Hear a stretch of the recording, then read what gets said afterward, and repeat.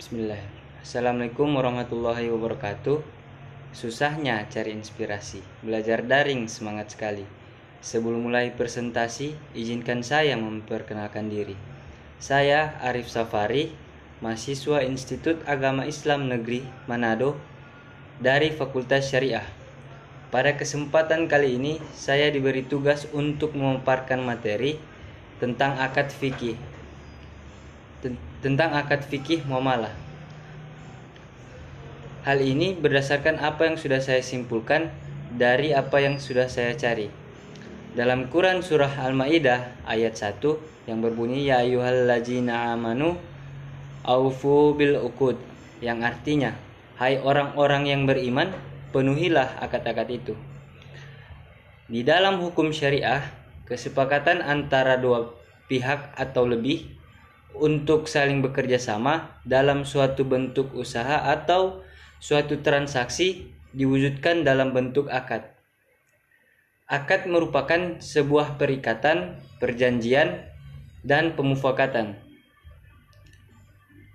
Hal ini dilakukan oleh kedua belah pihak atau lebih, di mana isi kesepakatan tersebut tidak boleh menyimpang dan harus sejalan dengan hukum-hukum syariah. Akad ini akan menjadi semacam pedoman dalam bertransaksi, sekaligus mengandung konsekuensi bagi para pihak untuk menaatinya.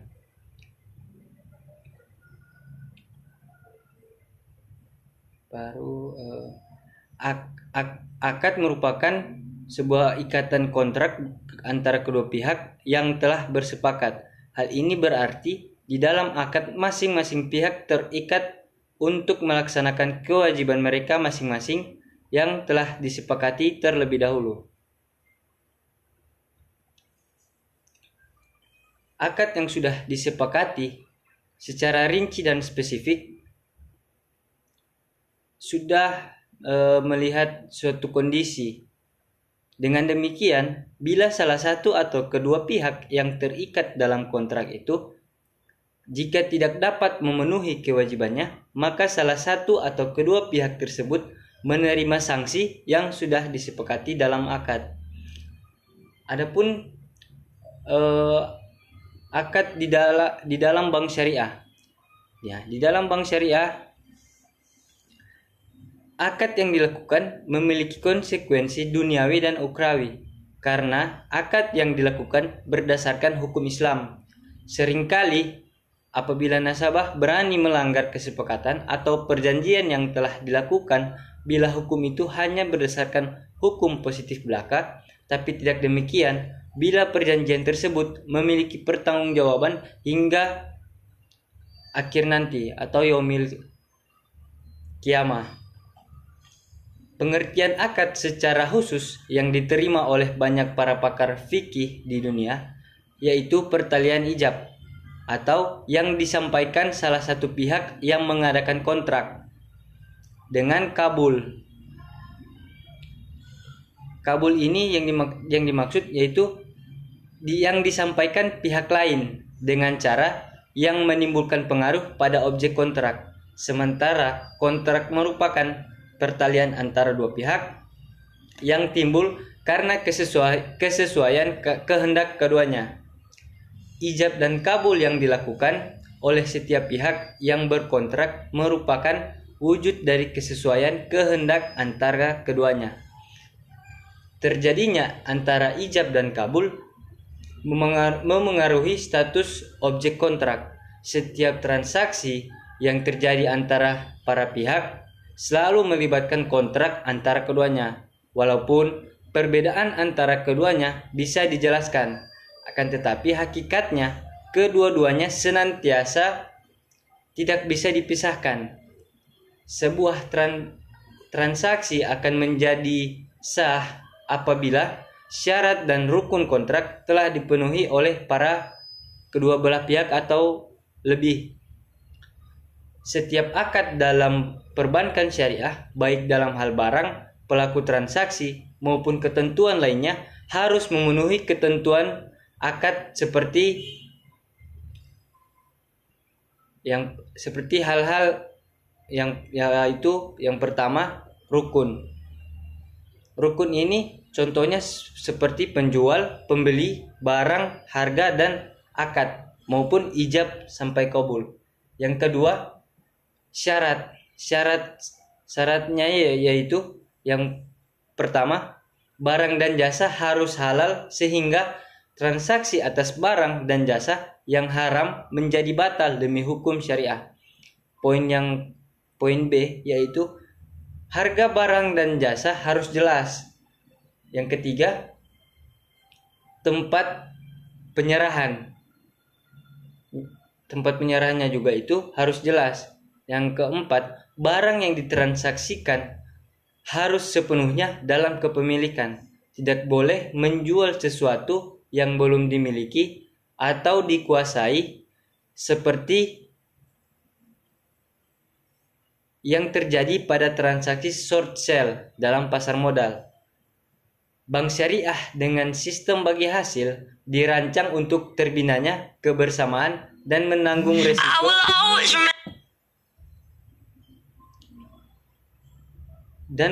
resiko usaha dan berbagai jenis hasil usaha antara pemilik dana atau sahibul mal, yang dimana menyimpan uangnya di lembaga selaku pengelola dana atau mudarib, dan masyarakat yang membutuhkan dana yang bisa berstatus peminjam dana atau pengelola usaha, di mana pengelolaan dana tersebut didasarkan pada akad-akad yang disesuaikan dengan kaidah muamalah. Dari segi ada atau tidaknya kompensasi, fikih muamalah membagi akad menjadi dua bagian, yaitu akad tabaru dan akad tijarah. Akad tabaru yaitu merupakan segala macam perjanjian yang menyangkut non-profit transaksi atau transaksi nirlaba.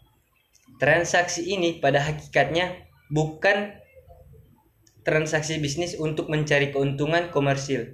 Akad tabaru dilakukan dengan tujuan tolong-menolong dalam rangka berbuat kebaikan. Namun demikian, pihak yang berbuat kebaikan tersebut boleh meminta kepada counterpartnya untuk sekedar menutup biaya yang dikeluarkan untuk dapat melakukan akad tabaru tersebut. Akan tetapi ia tidak boleh sedikit pun mengambil laba dari akad tabaru itu. Berbeda dengan akad tabaru, akad tijarah atau kompensasional kontrak adalah segala macam perjanjian yang menyangkut profit transaksi. Akad-akad ini dilakukan dengan tujuan mencari keuntungan sehingga bersifat komersil. Ada lagi, akad tabaru terbagi dalam 3 jenis transaksi, yaitu yang pertama, transaksi meminjamkan uang. Dalam transaksi meminjamkan uang terdapat beberapa poin. Yang pertama, qard ini merupakan sebuah perjanjian pinjam meminjam uang atau barang yang dilakukan tanpa ada tujuan keuntungan, namun pihak bank sebagai pemberi pinjaman dapat meminta pengganti biaya yang diperlukan dalam pelaksanaan kontrak tersebut. Poin yang kedua, arahan. Arahan ini adalah menahan salah satu harta pemilik atau peminjaman sebagai jaminan atas pinjaman yang sudah diterima. Tujuannya untuk memberikan jaminan pembayaran pembayaran kepada bank dalam memberikan pembiayaan. Barang yang dijadikan jaminan dalam kontrak harus memenuhi kriteria. Yang pertama, milik nasabah bersangkutan. Yang kedua, memiliki ukuran, sifat, dan nilai yang jelas sesuai dengan real pasar. Dan yang ketiga, dapat dikuasai oleh bank namun tidak boleh dimanfaatkan oleh bank. Poin yang berikutnya, al-hawalah. Al-hawalah ini adalah pengalihan utang dari orang yang berutang kepada orang lain untuk wajib menanggungnya. Dalam istilah para ulama, hal ini merupakan pemindahan beban utang dari muhil atau orang yang berhutang menjadi tanggungan muhal alaih, atau orang yang berkewajiban membayar utang. Adapun poin yang kedua yaitu transaksi meminjamkan jasa.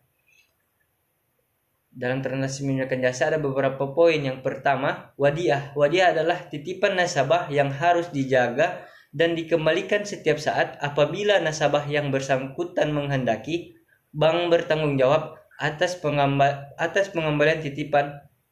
Prinsip wadiah adalah di mana pihak pertama menitipkan dana atau benda kepada pihak kedua selaku penerima titipan, dengan konsekuensi titipan tersebut sewaktu-waktu dapat diambil kembali, di mana penitip dapat dikenakan biaya penitipan berdasarkan kewenangan yang diberikan. Maka wadiah dibedakan menjadi wadiah yadamanah, atau yang berarti penerima titipan berhak mempergunakan dana atau barang titipan untuk didaya gunakan tanpa ada kewajiban penerima.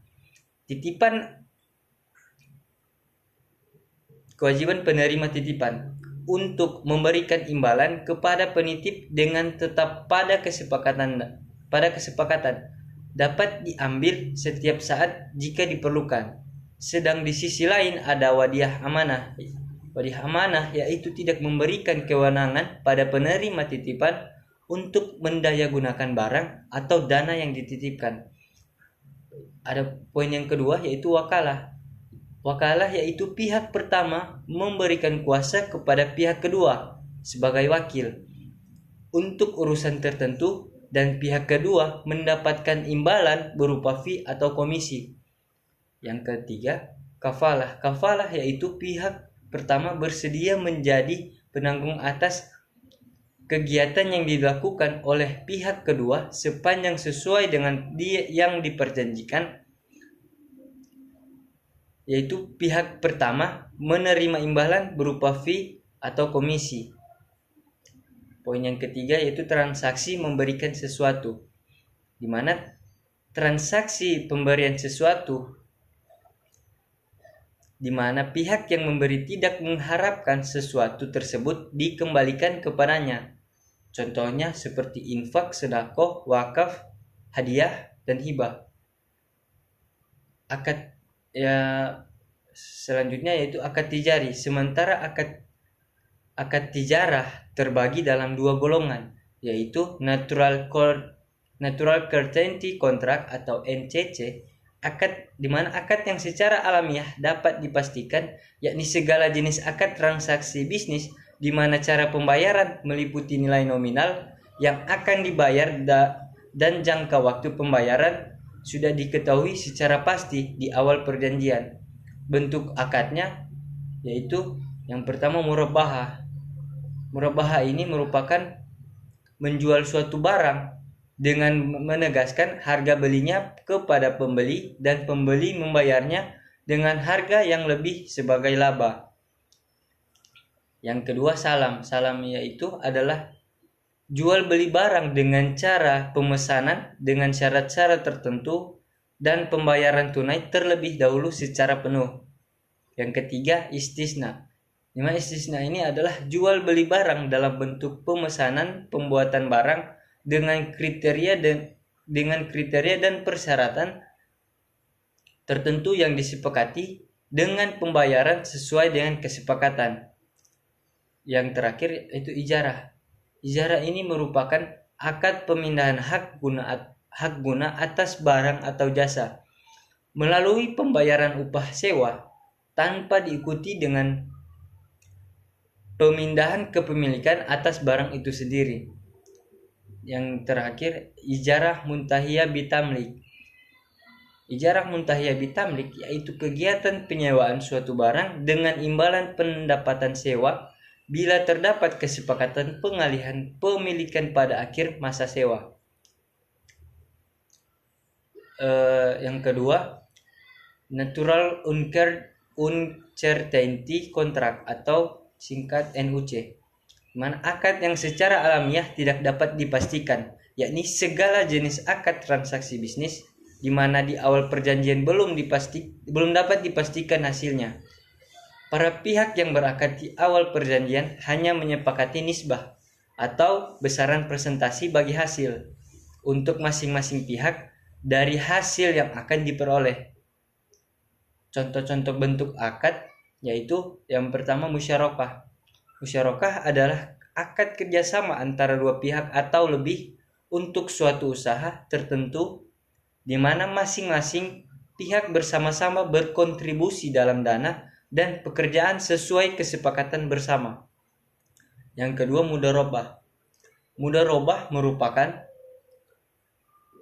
akad kerjasama usaha antara sahibul mal atau pemilik dana dengan atau sahibul mal atau yang biasa disebut dengan pihak bank dengan mudarib atau pengelola dana yaitu nasabah.